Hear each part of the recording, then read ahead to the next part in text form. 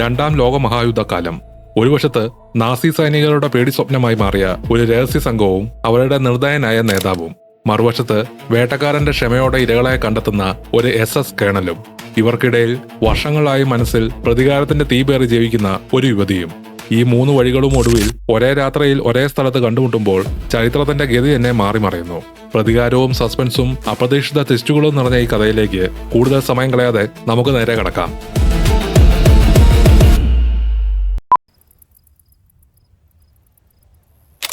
ആയിരത്തി 1941 ജർമ്മൻ സൈന്യം ഫ്രാൻസ് കീഴടക്കി ഒരു വർഷം കഴിഞ്ഞ ശേഷമാണ് കഥ നടക്കുന്നത്. ഫ്രാൻസിലെ ഒരു ഗ്രാമപ്രദേശത്ത് പെറിയർ ലാപ്പഡീറ്റ് എന്ന പാല് കർഷകൻ തന്റെ കുടുംബത്തോടൊപ്പം പതിവ് പോലെ ജോലി ചെയ്തുകൊണ്ടിരിക്കുകയായിരുന്നു. അപ്പോഴാണ് നാസി സൈന്യത്തിന്റെ വാഹനവ്യൂഹം അവരുടെ ഫാമിലേക്ക് വരുന്നത്.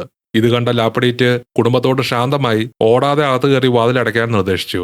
അങ്ങോട്ടെത്തിയ വണ്ടിയിൽ നിന്ന് SS കേണലായ ഹാൻസ് ലാൻഡ പുറത്തിറങ്ങുന്നു. SS എന്നത് അക്കാലത്തെ നാസി ജർമ്മനിയുടെ ക്രൂരതകൾക്കെല്ലാം മുഖ്യ പങ്കുവഹിച്ച പ്രത്യേക സൈനിക വിഭാഗമാണ്. ആദ്യം ഫ്രഞ്ചിൽ സ്വയം പരിചയപ്പെടുത്തിയ ശേഷം അകത്തിരുന്ന് സംസാരിക്കണമെന്ന് അയാൾ പറയുന്നു. അകത്തേക്ക് കയറിയ ലാൻഡയ്ക്ക് വൈൻ നൽകാമെന്ന് പറഞ്ഞപ്പോൾ ഇതൊരു ഫാം ആണല്ലോ എന്ന് പറഞ്ഞ് വൈനിന് പകരം പാൽ മതിയെന്ന് പറയുന്നു. ഒറ്റയടിക്ക് തന്നെ അത് കുടിച്ചു തീർത്ത ശേഷം കർഷകനോട് ഒറ്റയ്ക്ക് സംസാരിക്കണമെന്ന് ആവശ്യപ്പെട്ടു. ലാപ്പഡീറ്റ് തന്റെ കുടുംബത്തെ പുറത്തേക്ക് അയച്ചു. ഇരുവരും മാത്രമായപ്പോൾ തനിക്ക് ഫ്രഞ്ച് അത്ര വശമില്ലെന്നും എന്നാൽ ലാപ്പഡീറ്റിന് ഇംഗ്ലീഷ് നന്നായി അറിയാമെന്നും പറഞ്ഞ് സംഭാഷണം ഇംഗ്ലീഷിലേക്ക് മാറ്റി. താൻ ആരാണെന്ന് അറിയാമോ എന്ന് ലാൻഡ ചോദിച്ചപ്പോൾ ഫ്രാൻസിൽ ഒളിഞ്ഞിരിക്കുന്ന ജൂതന്മാരെ കണ്ടെത്താനുള്ള ചുമതലയുള്ള ആളാണ് ലാൻഡ എന്ന് തനിക്ക് അറിയാമെന്ന് ലാപ്പഡീറ്റ് മറുപടി നൽകുന്നു. 9 മാസം മുമ്പ് മറ്റു ജർമ്മൻ സൈനികർ ഈ പ്രദേശം മുഴുവൻ സെർച്ച് ചെയ്തെന്നും അന്നൊരു ജൂതനെയും കണ്ടെത്താനായില്ലെന്നുമുള്ള റിപ്പോർട്ട് താൻ വായിച്ചിട്ടുണ്ടെന്ന് ലാൻഡ പറയുന്നു. അതിനുശേഷം ഒരു ഫയൽ പുറത്തെടുത്ത് ജർമ്മൻ അധിനിവേശത്തിന് മുമ്പ് ഈ പ്രദേശത്ത് 4 ജൂത കുടുംബങ്ങൾ താമസിച്ചിരുന്നുവെന്നും അവരിൽ 3 കുടുംബങ്ങളുടെ ഇൻഫർമേഷൻ ജർമ്മൻ സൈന്യത്തിന് ലഭിച്ചെങ്കിലും ഡ്രൈഫസ് എന്ന് പറയുന്ന ഒരു കുടുംബം മാത്രം ഒരു തെളിവും അവശേഷിപ്പിക്കാതെ അപ്രത്യക്ഷമായെന്നാണ് ലാൻഡ പറയുന്നത്. അവരെക്കുറിച്ച് എന്തെങ്കിലും കേട്ടിട്ടുണ്ടോ എന്ന് ചോദിച്ചപ്പോൾ അവർ സ്പെയിനിലേക്ക് രക്ഷപ്പെട്ടെന്ന അഭ്യൂഹം കേട്ടിട്ടുണ്ടെന്ന് ലാപ്പഡീറ്റ് അറിയിച്ചു. തുടർന്ന് ഡ്രൈഫസ് കുടുംബത്തിലെ അംഗങ്ങളെക്കുറിച്ച് ലാൻഡ ചോദിക്കാൻ തുടങ്ങി. ലാപ്പഡീറ്റ് മറുപടി പറഞ്ഞുകൊണ്ടിരിക്കുമ്പോഴാണ് ക്യാമറ പതിയെ താഴേക്ക് നീങ്ങുന്നത്. വീടിന്റെ തറയ്ക്കടിയിൽ ശ്വാസം അടക്കി പിടിച്ച് ഒളിച്ചു കിടക്കുന്ന 5 പേരെ നമ്മൾ കാണുന്നു. കഴിഞ്ഞ ഒരു വർഷമായി ലാപ്പഡീറ്റ് ഒളിപ്പിച്ചിരുന്ന ഡ്രൈഫസ് കുടുംബമായിരുന്നു അത്. ആ കുടുംബത്തിലെ അംഗങ്ങളുടെ എല്ലാവരുടെയും പേരും വയസ്സും ലാൻഡ ലാപ്പഡീറ്റിനോട് ചോദിച്ചറിയുന്നു. അതിനുശേഷം ആളുകൾ തന്നെ ജൂ ഹണ്ടർ എന്ന് വിളിക്കുന്നതിനെക്കുറിച്ച് ലാൻഡ സംസാരിക്കാൻ തുടങ്ങുന്നു. ആ പേര് തനിക്ക് ഇഷ്ടമാണെന്നും അത് താൻ ഏൺ ചെയ്തതാണെന്നും പറഞ്ഞു. ലാൻഡ ജൂതന്മാരെ എലിയായും ജർമ്മൻസിനെ പരുന്തായും കമ്പയർ ചെയ്യുന്നു. ഒരു പരുന്ത് എലിയെ അന്വേഷിക്കുന്നത് അത് ഒളിക്കാൻ സാധ്യതയുള്ള സ്ഥലങ്ങളിലായിരിക്കും. അതുപോലെ മറ്റ് ജർമ്മൻ സൈനികർ ഒരു ജർമ്മൻകാരൻ ഒളിച്ചിരിക്കാൻ സാധ്യതയുള്ള സ്ഥലങ്ങളിലേ തപ്പുകയുള്ളൂ. എന്നാൽ താൻ ജൂതന്മാരെ കണ്ടെത്തുന്നതിൽ എക്സ്പേർട്ട് ആയതിന്റെ കാരണം തനിക്ക് ജൂതന്മാരെ പോലെ ചിന്തിക്കാൻ കഴിയുന്നതുകൊണ്ടാണ്. ലാൻഡ ജൂതന്മാരെ വെറുക്കാനുള്ള കാരണമായി പറയുന്നത് ഒരു എലിയും അണ്ണാനും തമ്മിൽ വലിയ വ്യത്യാസങ്ങളില്ല, രണ്ടും റോഡൻസ് ആണ്. വാലിലെ മാറ്റമൊഴിച്ചാൽ കാണാനും ഒരുപോലെ. ഒരു എലി പകർത്താവുന്ന എല്ലാ അസുഖങ്ങളും അണ്ണാനും പകർത്തും. പിന്നെ ബ്യൂബോണിക് പ്ലേഗ് ഒക്കെ വന്നിട്ട് കാലങ്ങളും ഒത്തിരി കഴിഞ്ഞു. എങ്കിലും വീട്ടിലേക്ക് ഒരു എലി കയറി വന്നാൽ നമ്മുടെ ഫസ്റ്റ് റിയാക്ഷൻ അതിനെ കൊല്ലുക എന്നാണ്. ആ എലി നമ്മോടൊരു ഉപദ്രവവും ചെയ്തിട്ടില്ലെങ്കിൽ പോലും നമ്മളത് എലിയാണെന്ന ഒറ്റ കാരണം കൊണ്ട് അതിനെ കൊന്നുകളയും. അതിനുശേഷം ലാൻഡ തുറന്നു ചോദിക്കുന്നു, ലാപ്പഡീറ്റ് ജൂതന്മാരെ തറയ്ക്കടിയിൽ ഒളിപ്പിക്കുന്നു അല്ലേ എന്ന്. തന്റെ സൈനികരോട് പരിശോധിക്കാൻ ഓർഡർ ചെയ്യേണ്ടി വരുമെന്നും പക്ഷെ അതിന്റെ ആവശ്യമില്ലാത്ത തരത്തിൽ ലാപ്പഡീറ്റിന് എന്തെങ്കിലും പറയാനുണ്ടെങ്കിൽ ഇപ്പോൾ പറയാമെന്നും അറിയിച്ചു. അതിന് ശിക്ഷയല്ല, പകരം പ്രതിഫലമായി ഇനി ജർമ്മൻ സൈന്യം കുടുംബത്തെ ശല്യം ചെയ്യുകയില്ല എന്ന് പറഞ്ഞു. ഒടുവിൽ ലാപ്പഡീറ്റ് ഡ്രൈഫസുകളെ ഒളിപ്പിച്ചിട്ടുണ്ടെന്ന് സമ്മതിച്ചു. അവർ ഒളിച്ചിരിക്കുന്ന സ്ഥലം കൈകൊണ്ട് കാണിച്ചു കൊടുക്കാൻ ലാൻഡ ആവശ്യപ്പെട്ടു. ഇംഗ്ലീഷ് അറിയത്തില്ലാത്തതുകൊണ്ട് തറയ്ക്കടിയിൽ ഒളിച്ചിരുന്ന ഡ്രൈഫസ് കുടുംബത്തിന് ഒന്നും സംശയം തോന്നുന്നില്ല. ഒരു പ്രശ്നവുമില്ല എന്ന രീതിയിൽ അഭിനയിക്കാൻ പറഞ്ഞുകൊണ്ട് ലാൻഡ വീണ്ടും സംഭാഷണം ഫ്രഞ്ചിലേക്ക് മാറ്റി. അതിനുശേഷം സൽക്കാരത്തിന് നന്ദി പറഞ്ഞ് പുറത്തു നിന്നിരുന്ന സൈനികരെ ലാപ്പഡീറ്റിന്റെ കുടുംബമായി അഭിസംബോധന ചെയ്ത് അകത്തേക്ക് വിളിച്ചു. ഡ്രൈഫസ് കുടുംബം ഒളിച്ചിരിക്കുന്ന ഭാഗം ചൂണ്ടിക്കാണിച്ചതോടെ ജർമ്മൻ സൈനികർ മെഷീൻ ഗൺ ഉപയോഗിച്ച് തറ മുഴുവൻ വെടിവെച്ച് തകർക്കുന്നു. ആ കുടുംബത്തിലെ മക്കളിൽ ഒരാളായ 16 വയസ്സുകാരിയായ ഷൊഷാനയ്ക്ക് മാത്രമേ ജീവനോടെ രക്ഷപ്പെടാൻ പറ്റിയുള്ളൂ. അവളുടെ കുടുംബത്തിന്റെ രക്തത്തിൽ കുളിച്ച് ഷൊഷാന പുറത്തേക്ക് ഓടുമ്പോൾ ലാൻഡ പിസ്റ്റൾ എടുത്ത് ലക്ഷ്യം വെക്കുന്നുണ്ടെങ്കിലും ദൂരം കൂടുതലായതുകൊണ്ട് വെടിയുതിർക്കുന്നില്ല. ഓടി അകലുന്ന അവളെ നോക്കി വീണ്ടും കാണാമെന്ന് ഫ്രഞ്ചിൽ പറയുന്നു.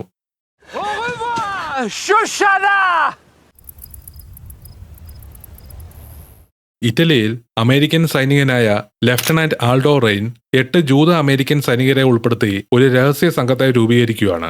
അവരുടെ ദൗത്യം ഒന്നു മാത്രം, പരമാവധി നാസി സൈനികരെ വേട്ടയാടി കൊല്ലുക. അതിൽ യാതൊരു ദയയും കാണിക്കരുതെന്നും തങ്ങൾ സൃഷ്ടിക്കുന്ന ഭീകരതയിലൂടെ ജർമ്മൻകാർ തങ്ങളെ തിരിച്ചറിയണമെന്നും ആൾഡോ പറഞ്ഞു. തന്റെ കീഴിൽ പോരാടുന്ന ഓരോ സൈനികനും 100 നാസി സൈനികരുടെ സ്കാൾപ്പ് അഥവാ തലത്തൊലി കൊണ്ടുവരണമെന്ന ഉത്തരവും നൽകി. കുറച്ചു മാസങ്ങൾ കഴിഞ്ഞ് ബവേറിയയിലെ താവളത്തിലിരിക്കുന്ന അഡോൾഫ് ഹിറ്റ്ലറിനെ നമ്മൾ കാണുന്നു. തന്റെ സൈനികരെ കൊന്നൊടുക്കുന്ന ജൂത പോരാളികളെക്കുറിച്ചുള്ള വാർത്തകൾ കേട്ട് അയാൾ രോഷാകുലനാവുകയാണ്. ആൾഡോയുടെ സംഘം ഇപ്പോൾ അറിയപ്പെടുന്നത് ഇൻഗ്ലോറിയസ് ബാസ്റ്റേഴ്സ് എന്നാണ്. ആ സമയമാണ് അവരുടെ പിടിയിൽ നിന്ന് വിട്ടയച്ച ഒരു ഉദ്യോഗസ്ഥൻ അങ്ങോട്ട് വരുന്നത്. അയാളോട് ഹിറ്റ്ലർ എന്താണ് സംഭവിച്ചതെന്ന് വിശദീകരിക്കാൻ ആവശ്യപ്പെട്ടു. ഫ്രാൻസിലെ ഒരു വനത്തിൽ ആൾഡോയുടെ സംഘം ഒരു ജർമ്മൻ പട്രോളിനെ ആക്രമിച്ച് കീഴടക്കുന്നു. അവർ കൊല്ലപ്പെട്ട സൈനികരുടെ സ്കാൾപ്പ് മുറിച്ചെടുക്കുന്ന കാഴ്ച കാണാൻ ജീവനോടെ ശേഷിച്ചത് 3 ജർമ്മൻ സൈനികരാണ്. പിടിയിലായ ജർമ്മൻ സർജന്റായ വെർണർ എന്ന ആളെ ചോദ്യം ചെയ്യുകയാണ് ആൾഡോ. സമീപത്തുള്ള മറ്റൊരു ജർമ്മൻ ക്യാമ്പിന്റെ വിവരങ്ങൾ ആവശ്യപ്പെട്ടെങ്കിലും വെർണർ അത് വെളിപ്പെടുത്താൻ തയ്യാറാകുന്നില്ല. അപ്പോൾ ആൾഡോ ഹ്യൂഗോ സ്റ്റെഗ്ലിറ്റ്സ് എന്ന പേര് കേട്ടിട്ടുണ്ടോ എന്ന് ചോദിക്കുന്നു. ആ പേര് എല്ലാ ജർമ്മൻ സൈനികർക്കും അറിയാമെന്നാണ് വെർണർ മറുപടി നൽകുന്നത്. ഒരു കാലത്ത് ജർമ്മൻ സൈനികനായിരുന്ന സ്റ്റിഗ്ലിറ്റ്സ് നാസി ജർമ്മനിയുടെ രഹസ്യ പോലീസ് വിഭാഗമായ ഗെസ്റ്റാപ്പോ ഓഫീസർമാരെ കൊന്നൊടുക്കിയതിനെ തുടർന്ന് നാസികളുടെ പിടിയിലായിരുന്നു. പിന്നീട് ആൾഡോയുടെ സംഘം ജയിലാക്രമിച്ച് സ്റ്റിഗ്ലിറ്റ്സിനെ മോചിപ്പിച്ച് സ്വന്തം സംഘത്തിലേക്ക് ചേർക്കുകയായിരുന്നു. സ്റ്റിഗ്ലിറ്റ്സിനെ കണ്ടിട്ടും വേണർ ഇപ്പോഴും ഒന്നും പറയാൻ തയ്യാറാകുന്നില്ല. ഇനി ഇയാളെ ജീവനോടെ വെച്ചിട്ട് കാര്യമില്ലെന്ന് മനസ്സിലാക്കിയ ആൾഡോ മറ്റുള്ളവർക്കൊരു മുന്നറിയിപ്പ് നൽകാൻ തീരുമാനിക്കുന്നു. അതിനായി അദ്ദേഹം വിളിക്കുന്നത് ബേർജു എന്നറിയപ്പെടുന്ന സർജൻ ഡോണി ഡോണവിറ്റ്സിനെയാണ്. ബേസ്ബോൾ ബാറ്റ് ഉപയോഗിച്ച് നാസി സൈനികരെ തല്ലിക്കൊല്ലുന്നതിൽ ഡോണി കുപ്രസിദ്ധനാണ്. ഒട്ടും സമയം കളയാതെ വേണറിനെ ബാറ്റ് കൊണ്ട് അടിച്ചു വീഴ്ത്തുന്നു. ഈ കാഴ്ച കണ്ട ഭയത്തിൽ ഒരു ജർമ്മൻ സൈനികൻ ഓടി രക്ഷപ്പെടാൻ ശ്രമിച്ചെങ്കിലും അവനെ വെടിവെച്ച് വീഴ്ത്തി. ഇനി ജീവനോട് അവശേഷിച്ചത് പ്രൈവറ്റ് ബൂട്ട്സ് മാത്രം. ഭയന്നു പറിച്ച് അവൻ ഒരെതിർപ്പും കൂടാതെ ആൾഡോയ്ക്ക് എല്ലാ ഇൻഫർമേഷനും പറഞ്ഞു കൊടുക്കുന്നു. വിവരം ലഭിച്ചതിന് ശേഷം അവർ അവനെ വിട്ടയക്കാൻ തീരുമാനിച്ചു. പക്ഷെ ഇത് കഴിഞ്ഞ് നാട്ടിലെത്തിയാൽ എന്താണ് ചെയ്യാൻ പോകുന്നതെന്ന് ചോദിക്കുന്നു. തന്റെ നാസി യൂണിഫോം അഴിച്ച് സൈന്യത്തിൽ നിന്ന് രാജിവെക്കുമെന്ന് പറഞ്ഞപ്പോൾ അത് തനിക്ക് അംഗീകരിക്കാൻ കഴിയില്ലെന്ന് ആൾഡോ പറയുന്നു. തന്റെ കയ്യിലെ കത്തിയെടുത്ത് ബൂട്ട്സിന്റെ നെറ്റിയിൽ ഒരു സ്വാസ്തിക ചിഹ്നം ആൾഡോ കൊത്തിവെക്കുകയാണ്. ഡോണി പറയുന്നുണ്ട് അദ്ദേഹത്തിന്റെ കൊത്തുപണി ഇപ്പോൾ വളരെ മെച്ചമായിട്ടുണ്ടെന്ന്. യുദ്ധം അവസാനിച്ചാലും നാസിയായി കാണിച്ചു കൂട്ടിയ തെറ്റുകൾ ഒരിക്കലും മറയ്ക്കാൻ കഴിയാതിരിക്കാനാണ് ആ ചിഹ്നം കുത്തുന്നത്. തങ്ങൾ കണ്ടെത്തുന്ന ഓരോ നാസിയുടെ അവസ്ഥ ഇതായിരിക്കുമെന്ന് എല്ലാവരോടും പറഞ്ഞു കൊടുക്കാനും ആൾഡോ അവനോട് പറഞ്ഞു. 3 വർഷങ്ങൾ കടന്നുപോകുന്നു. ഷൊഷാന പാരീസിലെ ഒരു സിനിമാ തിയേറ്ററിന്റെ ഉടമയും പ്രൊജക്ഷനിസ്റ്റുമാണ്. അവൾ തന്റെ യഥാർത്ഥ തിരിച്ചറിയൽ മറച്ചുവെച്ച് എമാനുവൽ മിമിയു എന്ന പേരിലാണിപ്പോൾ. ഒരു രാത്രി തിയേറ്ററിന്റെ മുന്നിൽ സിനിമയുടെ പേര് മാറ്റിക്കൊണ്ടിരിക്കുമ്പോൾ ഫ്രെഡറിക് സോളർ എന്ന ഒരു ജർമ്മൻ സൈനികൻ അങ്ങോട്ട് വന്നു. സഹായിക്കാമെന്ന് പറഞ്ഞുകൊണ്ട് സംഭാഷണം തുടങ്ങാൻ ശ്രമിച്ചെങ്കിലും ഒരു ജർമ്മൻ സൈനികനോട് സൗഹൃദം സ്ഥാപിക്കാൻ ഷൊഷാനയ്ക്ക് യാതൊരു താല്പര്യവും ഉണ്ടായിരുന്നില്ല. അവൻ അവളെ അടുത്തറിയാൻ വേണ്ടി ഓരോ കാര്യങ്ങൾ തിരക്കിയപ്പോൾ ഷൊഷാന ദേഷ്യപ്പെട്ട് അവൾ ജൂതയാണോ എന്ന് അറിയാനാണോ എന്ന് ചോദിച്ച് തിരിച്ചറിയൽ രേഖ കാണിച്ചു കൊടുക്കുന്നു. അവൻ കൂടുതൽ സംസാരിക്കാൻ തുടങ്ങുന്നതിന് മുമ്പ് പണി തീർന്നു എന്ന് പറഞ്ഞ് അവൾ കയറിപ്പോയി. പിന്നീട് ഒരു റെസ്റ്റോറന്റിൽ വെച്ച് ഇരുവരും വീണ്ടും കണ്ടുമുട്ടുന്നു. വീണ്ടും സൗഹൃദം സ്ഥാപിക്കാൻ ഫ്രെഡറിക് ശ്രമിച്ചെങ്കിലും തന്നെ ശല്യം ചെയ്യരുതെന്ന് അവൾ തുറന്നു പറയുന്നു. അപ്പോഴാണ് മറ്റ് 2 ജർമ്മൻ സൈനികർ എത്തി അവനോട് വലിയ ആദരവോടെ പെരുമാറുന്നത്. ഇയാൾ ഒരു സാധാരണ സൈനികനല്ലെന്ന് ഷൊഷാനയ്ക്ക് മനസ്സിലായി. അതുവരെയുള്ള യുദ്ധത്തിൽ ഏറ്റവും കൂടുതൽ ശത്രുക്കളെ വധിച്ച ജർമ്മൻ യുദ്ധവീരനാണ് താനെന്ന് ഫ്രെഡറിക് വെളിപ്പെടുത്തി. ഒറ്റയ്ക്ക് ഒരു ബെൽ ടവറിന്റെ മുകളിൽ കുടുങ്ങിയപ്പോൾ 300ഓളം സൈനികരെയാണ് 1000 വെടിയുണ്ടകൾ മാത്രം ഉപയോഗിച്ച് നേരിട്ടത്. ആദ്യ ദിവസം 68 പേരെയും 2ാം ദിവസം 150 പേരെയും 3ാം ദിവസം 32 പേരെയും കൊന്നൊടുക്കി. 4ാം ദിവസം ആയപ്പോൾ ബാക്കിയുള്ളവർ പിൻവാങ്ങുകയായിരുന്നു.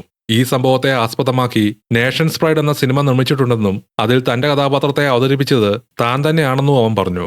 ഇതൊക്കെ കേട്ട് അവൾ ഇംപ്രസ് ആവുമെന്ന് അവൻ കരുതിയപ്പോൾ അവൾ വെറുപ്പോടെ അവിടെ നിന്ന് എഴുന്നേറ്റ് പോവുകയാണ് ചെയ്തത്. കുറച്ചു ദിവസങ്ങൾക്ക് ശേഷം ഒരു ഗെസ്റ്റാപ്പോ മേജർ അവളുടെ തിയേറ്ററിലെത്തി അയാൾക്കൊപ്പം വരാൻ ഉത്തരവിട്ടു. അവൾ പേടിച്ചു പോയെങ്കിലും അവളെ കൊണ്ടുപോയത് ഒരു ആഡംബര റെസ്റ്റോറന്റിലേക്കായിരുന്നു.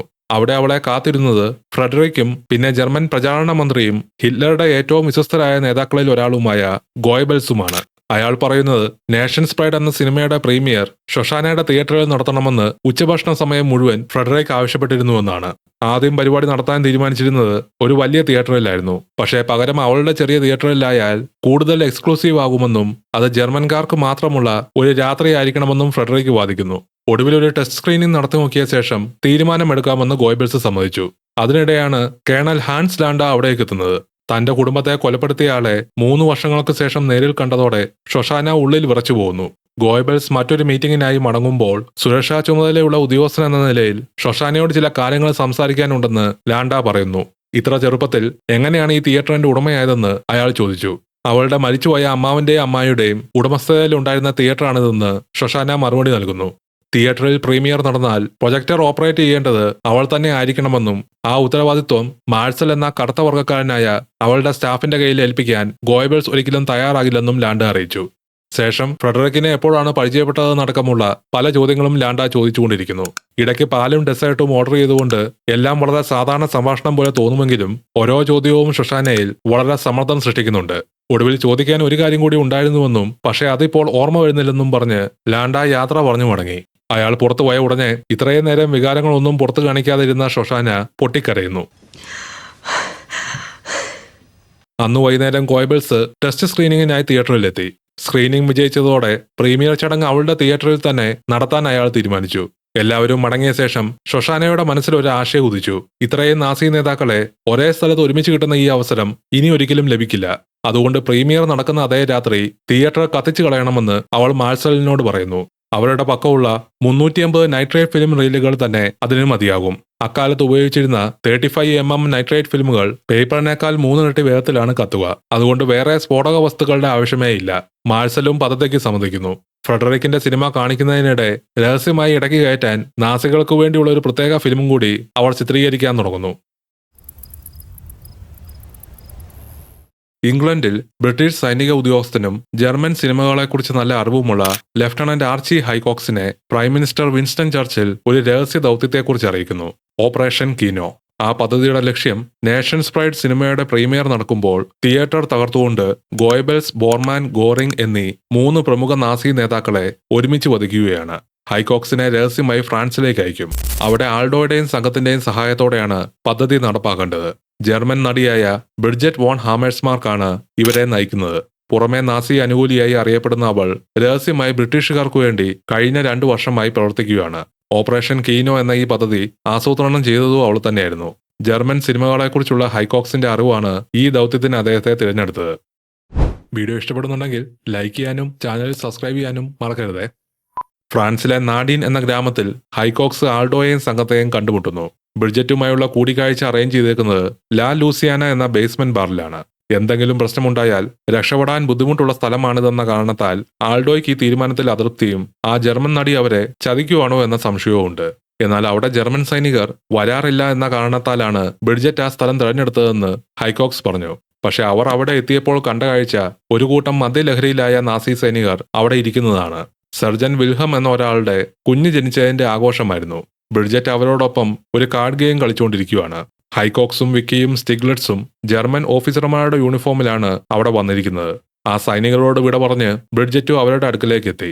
നാസികൾ ഉള്ളതുകൊണ്ട് ഉടൻ അവിടെ നിന്ന് പോകണമെന്ന് ഹൈകോക്സ് പറയുന്നു. എന്നാൽ മണിക്കൂറുകളായി അവിടെ കാത്തിരുന്ന ബ്രിഡ്ജറ്റ് ഒരു ഡ്രിങ്ക് പോലും കഴിക്കാതെ ഇപ്പോൾ എഴുന്നേറ്റ് പോയാൽ അത് സംശയമുണ്ടാക്കുമെന്ന് അവൾ പറഞ്ഞു. അതിനാൽ എല്ലാവരും അറ്റ്ലീസ്റ്റ് ഒരു ഡ്രിങ്കിന് വേണ്ടി അവിടെ ഇരിക്കാൻ തീരുമാനിച്ചു. ഓപ്പറേഷൻ കീനോയുമായി ബന്ധപ്പെട്ട് പുതിയ 2 വിവരങ്ങൾ ഉണ്ടെന്ന് ബ്രിഡ്ജറ്റ് അവരോട് പറയുന്നു. ഒന്നാമത്തേത്, സിനിമയുടെ പ്രീമിയർ ഇപ്പോൾ ഒരു ചെറിയ തിയേറ്ററിലേക്ക് മാറ്റി. അതുകൊണ്ട് അവർ പഴയ തിയേറ്ററിൽ ഉപയോഗിക്കാൻ കൊണ്ടുവന്ന ബോംബുകൾ ഈ ചെറിയ തിയേറ്ററിൽ കുറച്ചുകൂടി ഇമ്പാക്ട്ഫുൾ ആയിരിക്കും. രണ്ടാമത്തെ കാര്യം പറയുന്നതിന് മുമ്പ് മദ്യലഹരിയിലായ സർജൻ വിൽഹം അവരുടെ മേശയിലേക്ക് എത്തുന്നു. തന്റെ കുഞ്ഞിന് സമ്മാനമായി നൽകാൻ ബ്രിഡ്ജറ്റിന്റെ ഓട്ടോഗ്രാഫ് ചോദിച്ചു. അവൾ സന്തോഷത്തോടെ അത് എഴുതി നൽകുന്നു. പക്ഷേ വിൽഹം പോകാതെ വീണ്ടും വീണ്ടും അവരുടെ സംഭാഷണത്തിൽ ഇടപെട്ടപ്പോൾ ഇത് ഓഫീസർമാരുടെ മേശയാണെന്ന് പറഞ്ഞ് ഹൈകോക്സ് അയാളോട് ചൂടായി. വിൽഹം അപ്പോൾ ഹൈകോക്സിന്റെ ജർമ്മൻ ഉച്ചാരണത്തിൽ എന്തോ അസ്വാഭാവികത ഉണ്ടല്ലോ എന്ന് പറയുന്നു. സ്ഥിതി വഷളാവുന്നതിന് മുമ്പ് തന്നെ സ്റ്റിഗ്ലിറ്റ്സ് ഇടപെട്ട് മറ്റുള്ള സൈനികരോട് അവരുടെ മദ്യലഹരിയിലായ സുഹൃത്തിനെ കൊണ്ടുപോകാൻ ദേഷ്യത്തോടെ ആവശ്യപ്പെട്ടു. എന്നാൽ പ്രശ്നങ്ങൾ അവസാനിച്ചില്ല. ഗെസ്റ്റാപ്പോ മേജർ ഡീറ്റർ ഹെൽസ്ട്രോം ആ ബാറിന്റെ പുറകിൽ ഇതെല്ലാം കേട്ടുകൊണ്ടിരിപ്പുണ്ടായിരുന്നു. അയാൾ അവരുടെ അടുക്കലേക്ക് എത്തി ഹൈകോക്സിന്റെ ഉച്ചാരണത്തിൽ അയാൾക്കും സംശയം തോന്നിയെന്ന് പറഞ്ഞു. അവർക്ക് ഇക്കുറി മുന്നിലുള്ളത് ഒരു സാധാരണ സർജന്റ് അല്ല, ഉന്നത ഉദ്യോഗസ്ഥനാണ്. അതിനാൽ ഇയാളെ പറഞ്ഞയക്കാൻ സാധിക്കില്ല. ഹൈകോക്സ് ജർമ്മനിയിലെ പിറ്റ്സ്പാലു മൗണ്ടൻസിന്റെ താഴെയുള്ള ഒരു ഗ്രാമത്തിൽ നിന്നാണ് താൻ വരുന്നതെന്നും അവിടെയുള്ള എല്ലാവരും ഇങ്ങനെയാണ് സംസാരിക്കുന്നതെന്നും പറഞ്ഞു. ഫ്രാൻസിൽ എന്തിനാണ് എത്തിയെന്ന് ചോദിച്ചപ്പോൾ നേഷൻസ് പ്രൈഡ് സിനിമയുടെ പ്രീമിയറിന് ക്ഷണിച്ച തന്റെ ഗസ്റ്റുകളാണ് ഇവരെന്ന് ബ്രിഡ്ജറ്റ് മറുപടി നൽകുന്നു. സംശയം ഏകദേശം മാറിയ ഹെൽസ്ട്രോം അവരുടെ കൂടെ ഇരുന്ന് ഒരു കാർഡ് ഗെയിം കളിക്കാൻ നിർദ്ദേശിക്കുന്നു. ഗെസ്റ്റാപ്പോ യൂണിഫോമിൽ ഇരിക്കുന്ന അയാളെ കുത്തിക്കൊല്ലാതിരിക്കാൻ സ്റ്റിഗ്ലിറ്റ്സ് സ്വയം നിയന്ത്രിക്കുകയാണ്. അവർ കളിച്ച ഗെയിം ഒരു റൗണ്ട് അവസാനിച്ചതോടെ ഹൈകോക്സ് അവർ സുഹൃത്തുക്കൾ തമ്മിൽ കുറച്ച് സ്വകാര്യമായി സംസാരിക്കാനുണ്ടെന്ന് പറഞ്ഞ് മേജറിനോട് യാത്ര പറയാൻ ശ്രമിക്കുന്നു. എന്നാൽ മടങ്ങുന്നതിന് മുമ്പ് 33 വർഷം പഴക്കമുള്ള ഒരു സ്കോച്ച് വാങ്ങിത്തരാമെന്ന് ഹെൽസ്ട്രോം ഓഫർ ചെയ്തു. ഹൈകോക്സ് 3 ഗ്ലാസ് ആവശ്യപ്പെടുന്നു. പക്ഷെ അത് പറയാൻ ഉപയോഗിച്ച കൈസൂചന ജർമ്മൻകാർ ഉപയോഗിക്കാത്ത രീതിയിലാണ്. അത് നോട്ടീസ് ചെയ്ത ഹെൽസ്ട്രോം തന്റെ പിസ്റ്റൽ ഹൈകോക്സിന് നേരെ ചൂണ്ടുന്നു. പക്ഷേ മേശക്കടിയിൽ ഹൈകോക്സും നേരത്തെ തന്നെ തന്റെ തോക്ക് ഹെൽസ്ട്രോമിന് നേരെ പിടിച്ചിരിക്കുകയായിരുന്നു. സ്റ്റിഗ്ലറ്റ്സും ഉടൻ തന്നെ തോക്ക് പുറത്തെടുക്കുന്നു. ആരും മരിക്കാതെ പുറത്തേക്ക് പോയി കാര്യങ്ങൾ ചർച്ച ചെയ്യാമെന്ന് ഹൈകോക്സ് നിർദ്ദേശിച്ചെങ്കിലും ഈ മുറിയിൽ നിന്ന് ജീവനോടെ ആരും പുറത്തു പോകില്ലെന്ന് ഹെൽസ്ട്രോം ഉറപ്പിച്ചു പറയുന്നു. മരണം ഉറപ്പായെന്ന് മനസ്സിലാക്കിയ ഹൈകോക്സ് ഇത്രയും പഴക്കമുള്ള സ്കോച്ച് പാഴാക്കുന്നത് കുറ്റമാണെന്ന് പറഞ്ഞ് അത് ഫിനിഷ് ചെയ്യുന്നു. ഗ്ലാസ് താഴെ വെച്ചതോടെ സ്റ്റിഗ്ലറ്റ്സിന് സിഗ്നൽ നൽകി. അടുത്ത നിമിഷം ബേസ്മെന്റ് മുഴുവൻ വെടിവച്ചകൾ കൊണ്ട് നിറയുന്നു. ആ രൂക്ഷമായ ഏറ്റുമുട്ടൽ അവസാനിക്കുമ്പോൾ ജീവനോടെ ശേഷിച്ചത് കാലിന് പരിക്കേറ്റ ബ്രിഡ്ജറ്റും സർജൻ വിൽഹമും മാത്രമായിരുന്നു. വെടിവച്ചയെല്ലാം കേട്ട് മുകളിലുണ്ടായിരുന്ന ആൾഡോ വിൽഹമുമായി നെഗോഷിയേറ്റ് ചെയ്യുന്നു. അവന് തന്റെ കുഞ്ഞിനെ കാണണമെന്നും അതുകൊണ്ട് കൊല്ലരുതെന്നും അഭ്യർത്ഥിക്കുന്നു. അബദ്ധമൊന്നും കാണിക്കാതെ തോക്ക് താഴെ വെക്കാനും അല്ലെങ്കിൽ മുകളിൽ ബാക്കിയുള്ളവർ ഗ്രനേഡ് എറിയുമെന്നും ആൾഡോ അറിയിച്ചു. ജീവനും കൊണ്ട് രക്ഷപ്പെടാൻ ഒരേ ഒരു മാർഗമേ ഉള്ളൂ, ബ്രിഡ്ജറ്റിനെ കൊണ്ടുപോകാൻ അനുവദിക്കുക. ഒടുവിൽ വിൽഹം അത് സമ്മതിച്ച് തോക്ക് താഴെ വെച്ചപ്പോൾ തന്നെ ബ്രിഡ്ജറ്റ് നിലത്ത് കിടന്നിരുന്ന ഒരു പിസ്റ്റൾ എടുത്ത് അവനെ ഇല്ലാതാക്കി. പരിക്കേറ്റ ബ്രിഡ്ജറ്റിനെ ആൾഡോയുടെ സംഘം ഒരു മൃഗഡോക്ടറുടെ ക്ലിനിക്കിൽ എത്തിച്ചു. എന്നാൽ ചികിത്സ തുടങ്ങുന്നതിന് മുമ്പ് തന്നെ ആൾഡോ അവളുടെ മുറിവിൽ വിരൽ അമർത്തിയിറക്കുന്നു. ആ ബേസ്മെന്റിൽ എന്താണ് സംഭവിച്ചതെന്ന് ചോദ്യം ചെയ്യുവാണ്. കരഞ്ഞുകൊണ്ട് ബ്രിഡ്ജറ്റ് പറഞ്ഞു, 3 ഗ്ലാസ് ആവശ്യപ്പെടുമ്പോൾ ഹൈകോക്സ് ജർമ്മൻകാർ ഉപയോഗിക്കുന്ന കൈസൂചനയല്ല ഉപയോഗിച്ചത്. ജർമ്മൻകാർ തമ്പ് തൊട്ട് മിഡിൽ ഫിംഗർ വരെയാണ് 3 എന്ന് കാണിക്കാൻ യൂസ് ചെയ്യുന്നത്. പക്ഷേ ഹൈകോക്സ് നടുവിലെ 3 ഫിംഗേഴ്സാണ് ഉയർത്തിയത്. നേരത്തെ തന്നെ സംശയങ്ങൾ ഉണ്ടായിരുന്ന മേജറിന് ആ ഒറ്റ മിസ്റ്റേക്ക് മതിയായിരുന്നു അവരുടെ യഥാർത്ഥ തിരിച്ചറിയൽ മനസ്സിലാക്കാൻ. എല്ലാം കേട്ട ശേഷം ആൾഡോ അടുത്ത പദ്ധതി എന്താണെന്ന് ചോദിക്കുന്നു. സിനിമയുടെ വേദി ഇപ്പോൾ ചെറിയ തിയേറ്ററിലേക്കാണ് മാറ്റിയതെന്നും അഡോൾഫ് ഹിറ്റ്ലർ നേരിട്ട് ചടങ്ങിൽ പങ്കെടുക്കുമെന്നും ബ്രിഡ്ജറ്റ് അറിയിച്ചു. പക്ഷേ തന്റെ കാലിന്റെ അവസ്ഥ വെച്ച് റെഡ് കാർപ്പറ്റിലൂടെ നടക്കാൻ പോലും കഴിയില്ലെന്നും അതിനൊപ്പം ആൾഡോയുടെയും സംഘത്തിന്റെയും ജർമ്മൻ ഉച്ചാരണം മിക്കവാറും ഹൈകോക്സിനേക്കാളും മോശമായതുകൊണ്ട് ഈ ഓപ്പറേഷൻ ഇനി നടക്കില്ലെന്നും അവൾ പറയുന്നു. ഹിറ്റ്ലറിനെ കൊല്ലാൻ കിട്ടുന്ന ഈ അവസരം പാഴാക്കാൻ ആൾഡോ തയ്യാറായിരുന്നില്ല. അവളുടെ കാലിൽ പ്ലാസ്റ്റർ ഇട്ട് വേദന അറിയാതിരിക്കാൻ ഇഷ്ടം പോലെ മോർഫിനും നൽകി അവളെ നടത്തിപ്പിക്കാമെന്നും ചടങ്ങിൽ ഒന്ന് എത്തിയാൽ മാത്രം മതി, ബാക്കി കാര്യങ്ങൾ തങ്ങൾ നോക്കിക്കൊള്ളാമെന്നും അറിയിച്ചു. ഇംഗ്ലീഷിന് പുറമെ മറ്റേതെങ്കിലും ഭാഷ നിങ്ങൾ അമേരിക്കക്കാർക്ക് അറിയാമോ എന്ന് ബ്രിഡ്ജറ്റ് ചോദിക്കുന്നു. കുറച്ച് ഇറ്റാലിയൻ സംസാരിക്കാൻ അറിയാമെന്ന് ആൾഡോ മറുപടി നൽകി. അത് കേട്ടതോടെ അവൾക്ക് പുതിയൊരു ആശ ഉദിച്ചു. ജർമ്മൻകാർക്ക് പൊതുവെ ഇറ്റാലിയൻ ഭാഷ അത്ര പരിചിതമല്ലാത്തതിനാൽ അവരുടെ ഉച്ചാരണത്തിലെ പിഴവുകൾ ആർക്കും തന്നെ മനസ്സിലാവില്ല. ബേസ്മെന്റിൽ നടന്ന വെടിവെപ്പിനെക്കുറിച്ച് അന്വേഷിക്കാൻ ഹാൻസ് ലാൻഡ എത്തുന്നു. കൊല്ലപ്പെട്ടവരിൽ 2 പേര് ആൾഡോയുടെ സംഘത്തിലെ സ്റ്റിഗ്ലറ്റ്സും വിക്കിയുമാണെന്ന് അയാൾ തിരിച്ചറിയുന്നു. മുമ്പ് അവർ വിട്ടയച്ച എല്ലാ സൈനികരെയും ചോദ്യം ചെയ്തിട്ടുള്ള ലാൻഡയ്ക്ക് ഇവരെ കണ്ടാൽ ഏകദേശം അറിയാമായിരുന്നു. കൂടുതൽ പരിശോധന നടത്തിയപ്പോൾ ഒരു വില കൂടിയ ഷൂ കണ്ടെത്തുന്നു. അടുത്തതായി കണ്ടുപിടിച്ചത് സർജൻ വിൽഹമിന് സമ്മാനമായി നൽകിയ ബ്രിഡ്ജറ്റിന്റെ ഓട്ടോഗ്രാഫ്. അതോടെ സംഭവ സ്ഥലത്ത് നിന്ന് രക്ഷപ്പെട്ട ഒരേ ഒരാള് പ്രശസ്ത നടിയായ ബ്രിഡ്ജറ്റ് ആണെന്ന് ലാൻഡ ഉറപ്പിക്കുന്നു. സിനിമ കാണിക്കുന്ന രാത്രി ഷൊഷാന നന്നായി ഒരുങ്ങിയ ശേഷം ഒരു ചെറിയ പിസ്റ്റൽ ഹാൻഡ് ബാഗിൽ ഒളിപ്പിച്ചു. അവൾ പ്രൊജക്ഷൻ റൂമിലെത്തി മാഴ്സലിനൊപ്പം അവരുടെ പ്ലാൻ അവസാനമായി ഡിസ്കസ് ചെയ്യുന്നു. സിനിമയുടെ 4ാമത്തെ റീലിൽ അവർ തയ്യാറാക്കിയ പ്രത്യേക ഫിലിം പ്രദർശിപ്പിക്കും. 3ാം റീലിന്റെ അവസാന ഭാഗം ആവുമ്പോൾ മാഴ്സൽ തിയേറ്ററിന്റെ എല്ലാ വാതിലും പൂട്ടി സ്ക്രീനിന് പിന്നിൽ കാത്തു നിൽക്കണം. തിയേറ്ററിന്റെ ലോബി മുഴുവൻ നാസി ഉദ്യോഗസ്ഥരെ കൊണ്ട് നിറഞ്ഞു. മുകളിലെ സ്റ്റെയർ കേസിൽ എല്ലാം നിരീക്ഷിച്ചുകൊണ്ടിരുന്ന ലാൻഡ ബ്രിഡ്ജറ്റിനെയും സംഘത്തെയും കണ്ടു. അയാൾ താഴേക്കിറങ്ങി ആദ്യം ബ്രിഡ്ജറ്റിന്റെ കാലിന് എന്താണ് സംഭവിച്ചതെന്ന് ചോദിക്കുന്നു. മലകയറ്റത്തിനിടെ ഉണ്ടായ അപകടമാണെന്ന് അവൾ മറുപടി നൽകി. അത് കേട്ട് ലാൻഡ പൊട്ടിച്ചിരിക്കുകയാണ്. കാലിലെ കാസ്റ്റ് പുതിയതായതുകൊണ്ട് ഇന്നലെ വൈകിട്ടാണോ മല കയറാൻ പോയതെന്നും പാരീസിൽ എവിടെയാണ് ഈ മല ഉള്ളതെന്നും ചോദിച്ച് അവളെ കുടുക്കി. അടുത്തതായി ലാൻഡ അവൾക്കൊപ്പം ഉള്ളവരെ കുറിച്ച് ചോദിച്ചു. ഇറ്റാലിയൻ സിനിമാ രംഗത്തുള്ള തന്റെ സുഹൃത്തുക്കളാണെന്ന് പറഞ്ഞ് അവൾ അവരെ പരിചയപ്പെടുത്തുന്നു. പക്ഷേ എല്ലാവരെയും നെട്ടിച്ചുകൊണ്ട് ലാൻഡ ഒഴുക്കോടെ ഇറ്റാലിയൻ സംസാരിക്കാൻ തുടങ്ങി. ഇവിടെ പിന്നെ നമ്മൾ ഓർക്കേണ്ട ഒരു കാര്യം, നേരത്തെ സ്റ്റിഗ്ലിറ്റ്സിനെയും വിക്കിയെയും തിരിച്ചറിഞ്ഞതുപോലെ ഇപ്പോൾ മുമ്പിലുള്ളത് ആൾഡോയും സംഘവും ആണെന്ന് ലാൻഡയ്ക്ക് അറിയാമെന്നതാണ്. അയാൾ ഓരോരുത്തരോടും പേരുകൾ വീണ്ടും വീണ്ടും പറയിപ്പിച്ച് അവരെ സമ്മർദ്ദത്തിലാക്കുന്നു. അവസാനം ഡോണിയുടെയും ഒമറിന്റെയും ടിക്കറ്റുകൾ പരിശോധിച്ച ശേഷം അവരെ തിയേറ്ററിനുള്ളിലേക്ക് പറഞ്ഞയക്കുന്നു. ഇരുവരും കാലിൽ കെട്ടിയ സ്ഫോടക വസ്തുക്കളുമായി അകത്ത് സ്ഥാനം പിടിച്ചു. ലാൻഡ ബ്രിഡ്ജറ്റിനോട് സ്വകാര്യമായി കുറച്ച് സംസാരിക്കാനുണ്ടെന്ന് പറഞ്ഞ് അവളെ മറ്റൊരു മുറിയിലേക്ക് കൂട്ടിക്കൊണ്ടുപോകുന്നു. വാതിൽ പൂട്ടിയ ശേഷം അവളുടെ കാലൊന്ന് കാണണമെന്ന് ആവശ്യപ്പെട്ടു. പിന്നീട് അവൾ ധരിച്ചിരുന്ന ഷൂ അഴിച്ചെടുത്ത് തന്റെ കോട്ടിലുള്ള ഒരു സാധനം എടുക്കാൻ അവളോട് നിർദ്ദേശിച്ചു. കോട്ടിൽ തപ്പിയതും ബ്രിഡ്ജറ്റ് വിറച്ചുപോയി.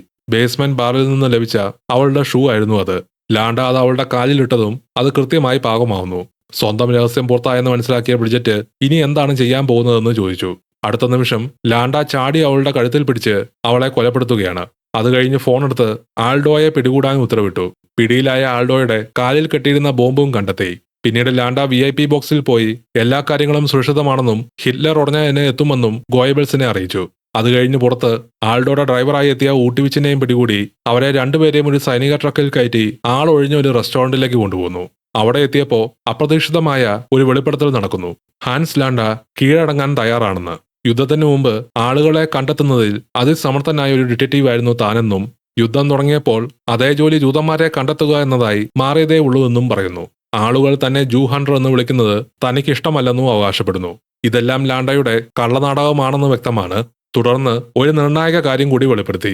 ഡോണിയും ഒമറും ഇപ്പോഴും തിയേറ്ററിനുള്ളിൽ ബോംബുകളുമായി തന്നെ ഉണ്ട്. ആൾഡോയുടെ പക്കം നിന്ന് കിട്ടിയ ബോംബ് ഇപ്പോൾ VIP ബോക്സിലും ഉണ്ട്. തനിക്കിപ്പോൾ ഒരു ഫോൺ കോൾ ചെയ്താൽ മതി, ബോംബ് പൊട്ടുന്നതിന് മുമ്പ് എല്ലാവരെയും സുരക്ഷിതമായി പുറത്തു കടത്താം.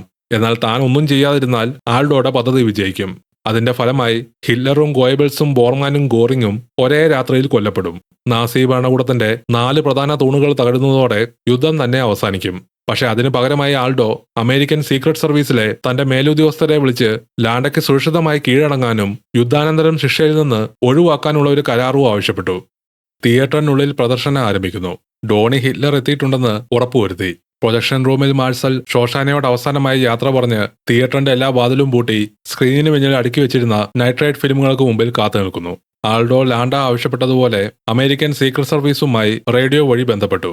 തുടർന്ന് ലാൻഡ തന്റെ ആവശ്യങ്ങൾ ഓരോന്നായി പറയാൻ തുടങ്ങുന്നു. ഓപ്പറേഷൻ കീനോ ആരംഭിച്ച നിമിഷം മുതൽ താൻ അമേരിക്കക്കാർക്ക് വേണ്ടി പ്രവർത്തിച്ചിരുന്ന ഒരു ഇരട്ട ചാരനാണെന്ന് ഔദ്യോഗിക സൈനിക ചരിത്രത്തിൽ രേഖപ്പെടുത്തണം.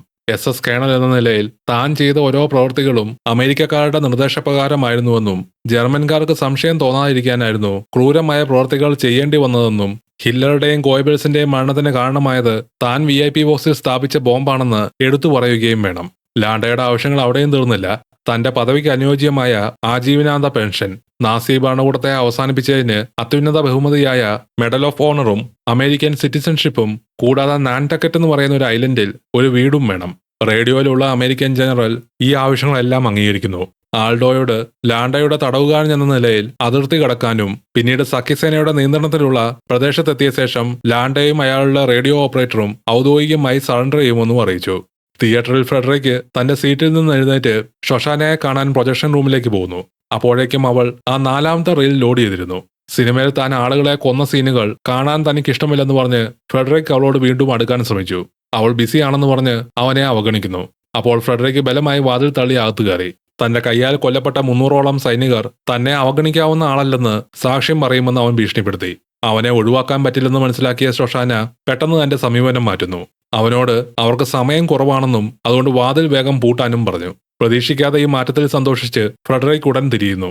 ആ നിമിഷം തന്നെ അവൾ പിസ്റ്റൾ എടുത്ത് അവനെ വെടിവെച്ചു. ആ സമയം സിനിമയിലും വെടിവെപ്പ് ആയതുകൊണ്ട് ഇവിടത്തെ ശബ്ദം പുറത്താരും കേട്ടില്ല.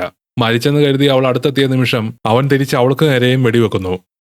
ഈ സമയം ഡോണിയും ഒമറും VIP ബോക്സിന് മുന്നിലെ കാവൽക്കാരെ വീഴ്ത്തി. അകത്ത് ഹിറ്റ്ലർ ആസ്വദിച്ച് സിനിമ കാണുന്നതിനിടയിൽ ഷൊഷാന തയ്യാറാക്കിയ പ്രത്യേക ഭാഗം പ്ലേ ആയി. സ്ക്രീനിലെ അവളുടെ മുഖത്തിന്റെ ക്ലോസപ്പ് നാസികളെ തുറച്ചു നോക്കിക്കൊണ്ട് അവിടെ ഇരിക്കുന്ന എല്ലാവരും മരിക്കുമെന്നും അതിന് കാരണമായ ജൂതയുടെ മുഖമാണ് അവർ കാണുന്നതെന്നും അവൾ പറഞ്ഞു. ആ റെക്കോർഡിങ്ങിലൂടെ തന്നെ അവൾ മാർസലിനോട് കത്തിക്കാൻ ഉന്നയിച്ചു. മാർസൽ തന്റെ സിഗരറ്റ് നൈട്രൈറ്റ് ഫിലിമിന്റെ കൂമ്പാരത്തിലേക്ക് എറിയുന്നു. അടുത്ത നിമിഷം സ്ക്രീൻ കത്തി തുടങ്ങുകയും തീ തിയേറ്റർ ആകെ പടരുകയും ചെയ്തു. ഭയന്ന നാസികളെല്ലാവരും രക്ഷപ്പെടാൻ ഓടുമ്പോൾ വാതിൽ പൂട്ടിക്കിടക്കുന്നു. ഡോണിയും ഒമറും VIP ബോക്സിലേക്ക് ഇരച്ചു കയറി മെഷീൻ ഗൺ ഉപയോഗിച്ച് ഹിറ്റ്ലറെയും ഗോബൽസിനെയും തീർത്തു. അതിനുശേഷം താഴെ ഉണ്ടായിരുന്ന നാസികൾക്ക് നേരെയും അവർ തുടർച്ചയായി വെടിയുതിർക്കുന്നു. മരണം ഒന്നുകൂടി ഉറപ്പിക്കാൻ ഡോണി ഹിറ്റ്ലറുടെ ശരീരത്തിലേക്ക് ഒരിക്കൽ കൂടി വെടിയുണ്ടകൾ നിറച്ചു. ആ സമയം തന്നെ കാലിൽ കെട്ടിയിരുന്ന ബോംബും അവിടെ ലാൻഡ വെച്ചിരുന്ന ബോംബും ഒരുമിച്ച് പൊട്ടിത്തെറിക്കുന്നു. വമ്പിച്ച സ്ഫോടനത്തിൽ മുഴുവൻ തിയേറ്ററും തകർന്നു. അമേരിക്കൻ സൈന്യത്തിന്റെ കൺട്രോളിലുള്ള ഒരു വനത്തിൽ ലാൻഡയും ആൾഡോയും സഞ്ചരിച്ച സൈനിക ട്രക്ക് നിർത്തുന്നു. ഔദ്യോഗികമായി കീഴടങ്ങിക്കൊണ്ട് ലാൻഡ ആയുധങ്ങളെല്ലാം കൈമാറുന്നു. എല്ലാം പ്ലാൻ പോലെ നടക്കുകയാണെന്ന് കരുതിയ നിമിഷം ആൾഡോ ആ റേഡിയോ ഓപ്പറേറ്ററെ വെടിവെച്ചു. ഊട്ടിവിച്ചിനോട് അയാളുടെ സ്കാൾപ്പ് മുറിച്ചെടുക്കാനും നിർദ്ദേശിച്ചു. അമേരിക്കയ്ക്ക് ജീവനോട് ആവശ്യമുള്ളത് ലാൻഡയെ മാത്രമാണെന്നും മറ്റവനെ കൊന്നതിന്റെ പേരിൽ എന്തെങ്കിലും ഡിസിപ്ലിനറി ആക്ഷൻ വന്നാൽ താൻ സഹിച്ചു കൊള്ളാമെന്നും ആൾഡോ പറഞ്ഞു. അടുത്തതായി ലാൻഡയോട് ഒറ്റ ചോദ്യം ചോദിക്കുന്നു. നാൻടക്കറ്റ് ഐലൻഡിലെ തന്റെ പുതിയ വീട്ടിലെത്തിയ ശേഷം ഈ SS യൂണിഫോം അഴിച്ചുമാറ്റി താൻ ഒരിക്കൽ നാസിയായിരുന്നു എന്ന എല്ലാ തെളിവുകളും ഇല്ലാതെയാക്കാനാണോ ഉദ്ദേശമെന്ന്. ആ ചോദ്യം കേട്ടതോടെ അടുത്തതായി എന്താണ് സംഭവിക്കാൻ പോകുന്നതെന്ന് ലാൻഡയ്ക്ക് അറിയാമായിരുന്നു. ആൾഡോ തനിക്കത് അംഗീകരിക്കാൻ കഴിയില്ല എന്ന് പറഞ്ഞ് കത്തി പുറത്തെടുത്തു. ലാൻഡയുടെ നെറ്റിയിൽ ഒരു വലിയ സ്വാസ്തിക ചിഹ്നം കൊത്തുന്നു. അയാൾ നിലത്ത് കിടന്ന് കരയുമ്പോൾ ആൾഡോ ഊട്ടിവിച്ചിനോട് പറയുന്നു ഇത്തവണത്തെ ചിഹ്നമായിരിക്കാം തന്റെ ഏറ്റവും മികച്ച സൃഷ്ടിയെന്ന്. 4 ദിവസങ്ങൾക്ക് ശേഷം ജർമ്മനി ഔദ്യോഗികമായി കീഴടങ്ങിക്കൊണ്ട് രണ്ടാം ലോകമഹായുദ്ധത്തിന്റെ അവസാനം കുറിച്ചു. അവിടെയാണ് സിനിമയും അവസാനിക്കുന്നത്. അടുത്തൊരു കഥയുമായി ഞാൻ വീണ്ടും വരുന്നതുവരെ Pupsti.